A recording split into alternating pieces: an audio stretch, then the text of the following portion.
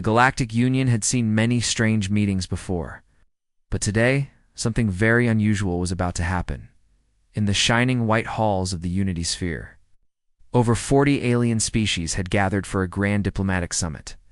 From floating jelly beings to plant-like creatures, the room was full of color, noise, and life. But all eyes were now on one corner of the hall where the humans stood. Ambassador Dayon Lee, tall and calm, was Earth's representative. He wore a simple black suit, unlike the glowing robes and armor worn by many alien diplomats. Next to him stood his aide, Minji, smart young woman with sharp eyes and a calm face. Across from them stood the Corellian delegation, graceful reptilian bird hybrids with glowing feathers and golden eyes. The Corellians were one of the oldest and most respected species in the Union. Their feathers changed color with emotion, and their royal crest shimmered above their heads. At the front of their group stood Princess Araxi, heir to the Corellian throne. She was elegant, proud, and highly intelligent. Her feathers glowed with blue and gold, a sign of deep focus and curiosity. The room fell silent when Araxi raised her hand. "I demand clarification," she said in a loud and serious voice. Her feathers shifted to bright red shock and disbelief. "Your species claims to be ... fertile year-round. That is not possible."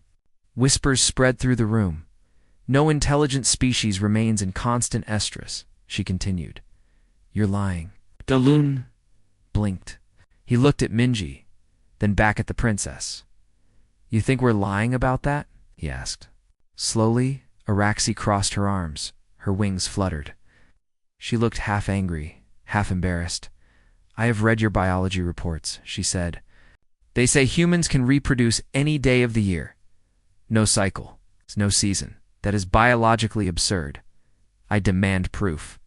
There was a long silence. One of the frog-like diplomats from Aquelis choked on their drink. Minji leaned toward Dayon and whispered, "This could be a problem." Dayon nodded slowly. "Your Highness," he said carefully, "reproduction is not something humans demonstrate in public." Raxi's feathers turned orange, a mix of confusion and challenge. "Then your files are false. The Union does not allow false data in membership applications."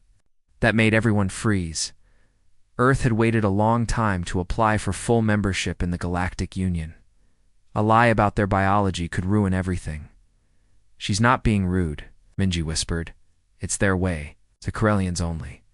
Enter estrus once every 2 planetary cycles. They assume all life works like theirs." Dayon sighed. Oh.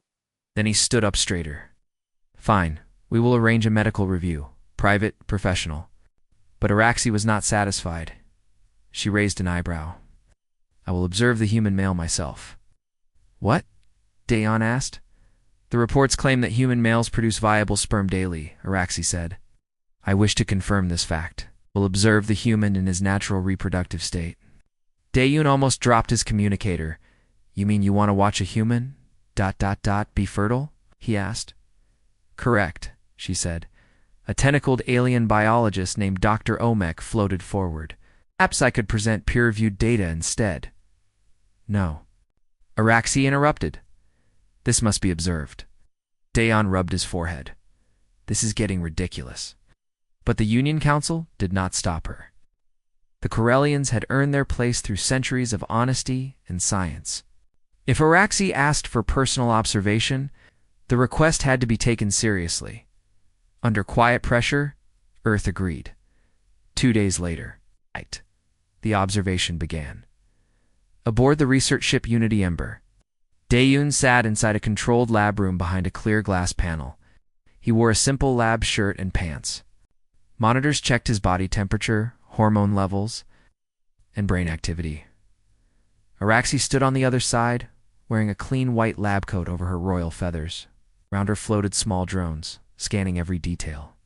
She held a tablet and looked. Serious, not playful. This was science to her. "How often do human males produce viable sperm?" she asked.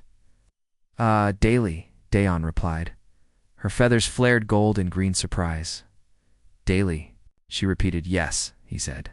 "This is normal," she asked. "Very," he said. It's just how we are. She blinked. How does your society not collapse under the weight of constant reproductive impulse? Dayon gave a small laugh. We have culture, discipline, love. We don't breed all the time. We have self-control. Araxi leaned closer. Her eyes sparkled with curiosity. That makes no evolutionary sense, she said.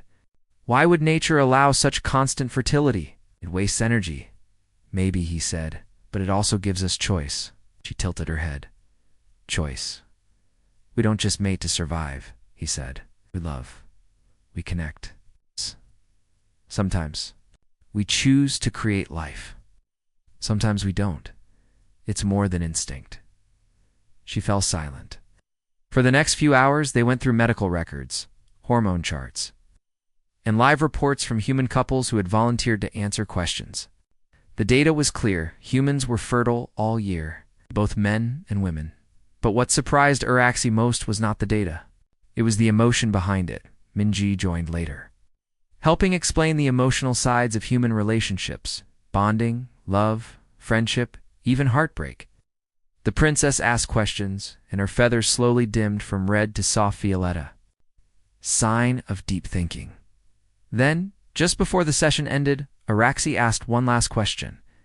Do humans... feel desire without function? Dayon raised his eyebrows.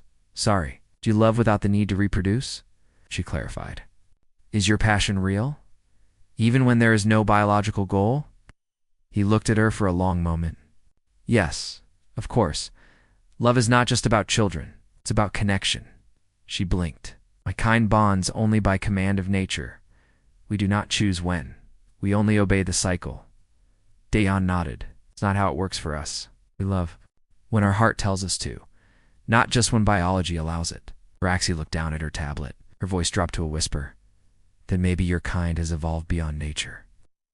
Outro end of part 1 that night. Araxi stood alone in her quarters.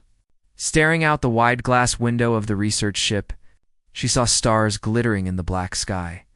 Her feathers shimmered softly with colors no translator could define curiosity. Awe and something else. She whispered to herself, they can love without season, without command, just by will.